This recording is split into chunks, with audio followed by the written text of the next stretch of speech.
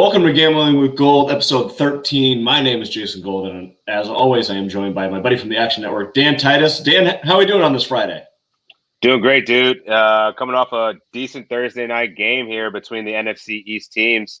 I was actually surprised. I know we talked about handicapping that one. We thought it was going to be a snooze fest, but it actually wound up being pretty entertaining considering Taylor Heineke became like the new thing. So, but other than that, man, excited to get into football this weekend.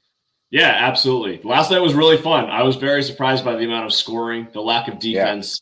Daniel Jones looked good. Saquon didn't look so good. Heineke looked very solid against a good Giants defense, or what we think might be a good Giants defense eventually. The throw that he made to Ricky Seals-Jones was like, dude, he looked like Ben Roethlisberger in the Super Bowl to Santonio Holmes. Like that pass was insane. It was. I mean, he made a play out of nothing, and I was like, where? I thought he was throwing it away, and it was like, wait, Ricky Seals-Jones in the back of the end zone. It's like, wow, that was a great play. Yeah, absolutely. And the ending with the field goal and the offside, I mean, just absolutely classic for a Thursday night. We said it would be gross. Giants. Right. We definitely said it would be gross. And it definitely ended up being gross. But it seems like a lot of these, at least the two Thursday night games and the one Monday night game have been insane. Hopefully we keep seeing stuff like this the next couple of weeks. Yeah, but that's the first two consecutive good games I remember seeing on Thursday Night Football in a minute. So let's keep the momentum up. All right, let's move on to our top 5 against the spread picks this week for week 2. We did this last week. A little bit of a mixed bag. We definitely won on some that we love, like the Houston Texans money line, Pittsburgh money line. Those were great ones. We also lost on some. We both thought that Arizona would come out flat. We lost a bundle on that one. Hopefully we make it back a little bit this week. One. Yeah, yes, sir. Hopefully we make it back a little bit this week. Before we get to that, just want to say, follow us on Instagram at Champions Round. We were doing another giveaway, giving away an Aaron Jones jersey and a DeAndre Swift jersey for Monday Night Football. All you have to do is subscribe to this podcast, DM us on Champion Round saying that you're subscribed, and you are automatically in to win those 2 jerseys. We will announce it next Thursday. So go ahead and do that. Now let's jump into our top 5. Dan, you want to kick us off with your number 1? Yeah, man, we'll start off with the Bird Gang. I'm taking the Eagles +3, get that -105, but I was fortunate I was able to get this at 4 points earlier in the week, so we see that steadily closing in here. But I would also just, if you don't want to take the points, take the money line at +142. I think that's still really good value, considering that San Francisco is going to be missing some key defensive players on that side of the ball. We have Jason Verrett. He's going to be out for the rest of the season. And then Greenlaw is also going to be out there. Their linebacker is going to be missing 4 to 6 weeks. And then Javon Kinlaw is also questionable to play. So, coming off of a solid win over the Detroit Lions, that actually was a lot closer than people imagined. I think that the 49ers are going to come into Philly with a little bit more of a tougher matchup. I think the Eagles are going to be a way more competitive team. We've got a glimpse of what this offense and defense could be. And, with 66 of the bets coming in for San Francisco, I'm taking the Eagles here with 75% of the sharp money coming in on the Birds. I think this is a great spot for them to go 2-0 against a team that is still trying to find their identity after losing Raheem Mostert, even though it's next man up. I think that offense is going to struggle a little bit more. Jimmy Garoppolo had probably the game of his life, at least of the last recent memory. So I think that they're going to find a good way to contain Deebo Samuel. We don't know what we're going to get out of Brandon Ayuk on offense. So with so many issues on defense, this is a good spot for the Eagles to take them on the money line. And not even a homer pick. I think that's just a good, genuine analysis about what's going to happen in that Philly game. And I agree with you. I think this is a really bad spot for San Francisco. And I think it's a great spot for Philly. We'll see if they're for real. We talked about on the Tuesday podcast how much we like Nick Sirianni or what he brought in the first game. And I think that is something that we're going to see again. So I would be tempted to bet Philly. I think that I got it earlier in the week at 3.5. I put a little bit on it because I was afraid I was going to lose that hook. That turned out to be right. Good call. But we're in a couple contests over here, and I'm staring down a Philly +3, and I think that might end up in one of them. So I still like it 3, but you're right. If you're going to play it at 3, you might as well sprinkle a little bit on the money line too. So I'm with you there. My number 1, I've talked about it all week on every podcast that we've done. Pittsburgh -5.5, -6 doesn't really matter. I think they're going to come out and absolutely smoke the Raiders. This is a historical spot for the Raiders to lose here against the spread. I believe it's 29% Monday night, overtime, and then having to fly east on a short week in the morning. Like, basically no one covers in the spot, and it's not like there's a ton of sample size here, but I think that Pittsburgh, coming off of that win against Buffalo, they didn't even really play that well. Their defense played well. Their offense didn't. Right. I think this is a great spot for them. Josh Jacobs is out. Everything's going against the Raiders, emotional high. I think this is absolute smash spot for Pittsburgh. I think they're going to win like 27-10. Yeah, this is actually my second play here, so Okay. I'm obviously tailing you here. I think for all the points that you just made, really just it's stacking the deck against the Raiders right now. Going cross country, losing Josh Jacobs. We don't know what we're going to really see here. Derek Carr continues to play really solid, but I don't think that's going to be enough to hold up against a very good Pittsburgh defense that really made Josh Allen look pretty normal. So, yeah, I really like this spot for the Steelers. I would play this up to -6.5. All right. What's your number 3? Let's move on to number 3 since you jumped on number 2 over there. Yes, sir. So I'm taking the Patriots -6 over the New York Jets. Excuse me. Now the Jets are coming in 7-18-1 against the spread in their last 26 in September. They're also 5-14 against the spread against the AFC East in their last 19 games. So the Pats, they won 4 straight against New York by an average margin of 14 points. And let's be honest here, this is Bill Belichick going up against the Jets. He just has a long storied history of dominating them. We did see the Patriots struggle a little bit with the Miami pass rush last week. They surrendered 6 sacks. The Jets, they don't really bring that much of a formidable defensive front. So I think that this is going to be a nice bounce back opportunity for the New England Patriots. At 6 points, I think this is a good number. Wouldn't be surprised if it maybe creeped up to 6.5. So at 6, I think we're going to probably get a touchdown victory here, if not more, just given how the past history of the Patriots' success against the New York Jets. Not only that, but Bill Belichick against rookie quarterbacks, especially early in the season. I mean, he's just going to destroy them. So I wouldn't be surprised to see a big win for the Patriots here in Mac Jones. So let me knock off 2 of these. Cleveland -12.5 against Houston. This is all a play on. I think this line is way too low. It should be over 2 touchdowns. I think Cleveland's going to run all over Houston here. And I actually have a player prop that kind of goes aside this. Baker Mayfield under 263.5 passing yards, just because I think they're going to run the ball. They're not going to need him. He might sit the fourth quarter, get a little Case Keenum action in it. Yeah.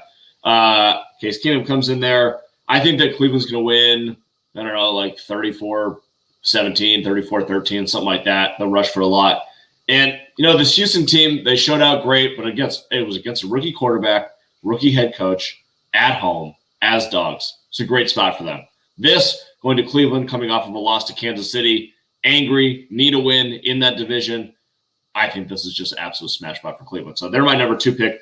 My number 3, and this is where it gets ugly. We took 2 favorites to start off, and now it's going to get gross.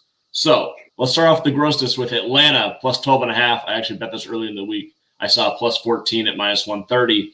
12.5, I still like it.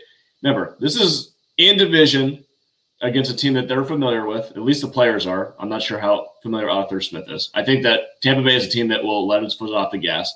I do not think Atlanta is as bad as they were last week against the Eagles. I think that Arthur Smith is a good enough coach to recognize his mistakes and correct them in 1 week. And I think that this is a matchup, especially given Tampa Bay's issues in the defensive secondary, that perhaps Atlanta can take advantage of. I'm not saying they're going to win, but I'm saying the back door will be wide open. If they're down 17 in the fourth quarter, you don't think Matt Ryan can get this to 10? So that's kind of my play here. Give me Atlanta +12.5. That's an interesting game script. And this game is a pass for me because the value is certainly on Atlanta at 12.5. But I think that most of the money that I see coming in is coming towards the Bucks at 76%. This line did move quite a bit from open, by 3 points. So you're definitely getting the value on the Falcons side of it. I just don't know if I want to bank on regression in the Bucks or Atlanta finally waking up and playing better football than they did after only put up 6 points in the home opener against the Eagles. So the value is certainly there for the Falcons. So I like the bet there just strictly off of that alone. My biggest concern about betting this game is that Tampa Bay has not played in 10 days. They had Thursday. They have extra rest. They've had more time. I don't know how much you need to prepare for Atlanta, but it is a new coach, so they do go see their schemes. That's the biggest worry here. But I think that number for in the division, what was this number last week before the season started? this line would have been like 7.5, 8. So I'm getting 4.5 points of value based on one game that was played. Like, this seems like a classic overreaction to me. Yeah, that's a good point. I mean, that's why 12.5 is just a very big number for a divisional matchup, no matter who the opponents are. So I totally agree with you there. I just can't. I'm not betting on it just because I'm just totally fair. Totally fair. It is gross. It is gross. All right, let's move over to your 4 and 5 over here. Yeah, I wish I was going more contrarian here, but I'm going the Rams minus 3.5 over the Colts, and pretty much just because I just don't have a lot of faith in what I saw out of the Colts in the first game against the Seahawks. Their offensive line, we already see Carson Wentz having to scramble out of a lot of bad situations, and this Rams front seven is just beastly. It's one of the tops in the league.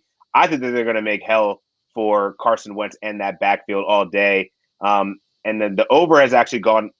The over in this matchup against the Rams and the Colts have gone over in their last 5 matchups. However, the favorites 4-1 against the spread in their last 5, and the Rams are 4-1 against the spread in their last 5 as a favorite. I think that this is just a signal to me. 68% of the bets are on the Rams, only 53% on the Colts. So I guess sharps are seeing some value in that 3.5, but all around, I think the Rams are just a better team. So I'm going to ride with them to win this one minus 3.5. All right, what's your 5th one? 5th one, I'm going to go with the Chargers minus 3.5 over the Cowboys. And I just literally placed this bet before we got on because I was waiting for, I guess, some additional news on what's going to happen with Dallas. And we got it yesterday with DeMarcus Lawrence being out for a while with a broken foot. And then you have Randy Gregory, who's just been ruled. I think Mike McCarthy just said he's probably going to be out. As much as I would love to see a bounce back for Dallas in terms of like them coming off a great first outing against Tampa Bay, really exceeding expectations and coming out and covering the spread here, this is just going to be tough sledding, man. Going across to face LA, high octane offense, but their defense just doesn't have a lot to be desired. And I believe in the Chargers, man. We talked about it a lot. You're also a firm believer in the Chargers. But the Cowboys, 1-4 against the spread in their last 5 against the Chargers. And, 80% of the bets are coming in on the Chargers. So I got to lean with the sharps here. Wouldn't be surprised if this is a shootout, but the Chargers, give me them at minus 3.5. Yeah, so I bet the Chargers earlier in the week before the injury to Lawrence, minus 2.5. And I think this game's going to be close and well played and tighter than we probably think it is. I think it'll probably be lower scoring than we anticipate. I think that everybody is expecting absolute fireworks, a 70-point game. I like the under 55.5, actually. This opened at 50, which seemed really low to me. It shot up to 55.5, so I'll take the under on that. I like the Chargers side. I like the Chargers team. I do think that Staley is already an advantage over Mike McCarthy, so they have the coaching advantage here. Right. I think that first game at home, I know people say that, there's going to be no Chargers fans. I went to the Chargers practice at SoFi Stadium. There's 45,000 fans, but I don't think that this is going to be fully Dallas. People think this is going to be 90% Dallas fans. I don't think that's going to happen. I think there will be great energy in that stadium. And I'm a Herbert stan, so let me get with my guy for a little bit. He's going to sling it all over the place against this Dallas defense. Dude, that's what I'm saying. I just don't see what Dallas can really do. Washington was a really good defense. It doesn't really look like it through their first 2 games of the season, but they have the talent there to be effective. And I just don't see what Dallas can really do to stop Herbert and that offense. And, 57% of the public bets are on the Cowboys. And I'm just wondering this is general public. Maybe this is just everyone loving Dallas still, but I see the value on the Chargers side. I think that people saw what Dallas did to Tampa Bay defensively, and they're like, oh, Dallas defense is better than we thought. No, they got lucky and forced turnovers.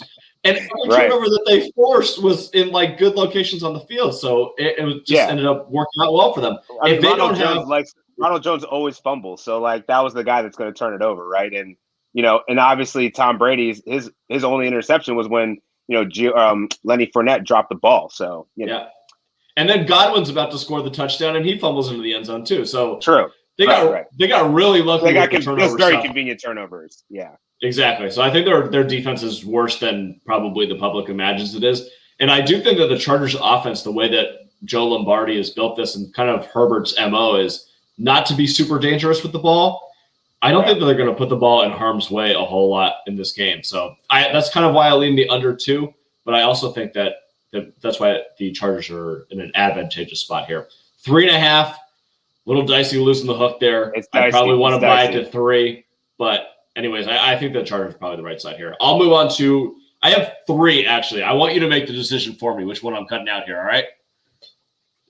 All right, so Jacksonville plus 6.5, the ugliest game on the board. Denver stayed out east, so that makes it – but they're in Florida. They have to deal with the humidity. 2 straight games out east. This one's in the morning. That's an issue. Jacksonville looked so bad last week. I'm kind of buying like the regression bounce back stuff. Denver, I do not think is as good as they played against the Giants. So give me plus 6.5 in a game that you definitely shouldn't watch, and please avert your eyes, but might end up making you some money here. Minnesota plus 4, plus 4.5, plus 3.5 is kind of in that range depending on what book you're looking at right now. This is the prime regression bounce back idea from week 1 to week 2, right? You're selling the overreaction on Arizona. Minnesota didn't play well. They lost against Cincinnati. They're traveling to Arizona. Okay, great. Give me 4.5 points. I think that Minnesota can win this game outright. I'm still not a believer in Cliff. I know that we've praised Kyler Murray and everything that the Arizona Cardinals offense did against Tennessee, but I think that there's a little bit of a comeback coming here. So as long as this game is above 3, I think that's probably where this will land, is Arizona wins by 3. So I'll take the 4.5 there. And then the last one, Chicago -1 against Cincinnati. Like I just mentioned, that Cincinnati played well, surprisingly, against Minnesota. Chicago got their ass beat by the Rams in L.A. Guess what's going to happen? Chicago's going to end up winning this game. They're going to be okay like they thought we were going to be. And Cincinnati's going to be a below 500 team, which we thought they were going to be. So Chicago, I see -1, -1.5 on the board right now. I would take this up to 2.5. Even 3, I think I would consider throwing it in on this. So those are my 3. You got to take one out. Which one are you taking out? Oh, man, that's tough. And to be honest, man, there's actually value in the Jaguars, man. Like this is funny. I'm actually going to throw out the Vikings and the Cardinals, mainly because I don't like what I'm seeing and hearing out of Vikings camp, and I don't know that this is a reflection of Kirk Cousins and their team, certain individuals' decisions to risk it by not getting vaccinated, but we're seeing a lot of injuries on that defensive side. A lot of people sitting out of practice. I didn't like what I saw in week 1.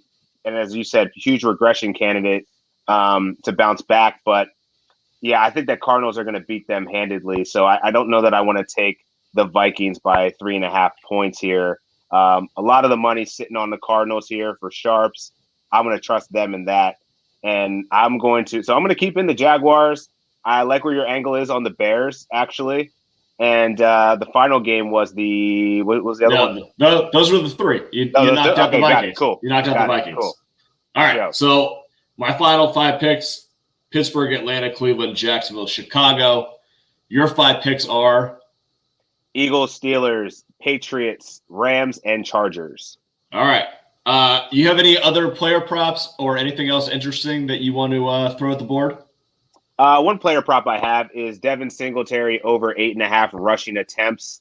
They're going against the Dolphins, where Damian Harris just rushed for 23 carries. I think we're going to see, the Bills obviously had a stacked deck last week playing up against the Steelers. I don't think there's much wiggle room for Devin Singletary to really get some action, but Zach Moss is going to be active, but I really think that this is still – we saw that Zach Moss clearly wasn't ready to play in week 1. I think this is Devin Singletary's backfield right now. Even if there is a slight timeshare, I'm going to give the edge to Devin Singletary.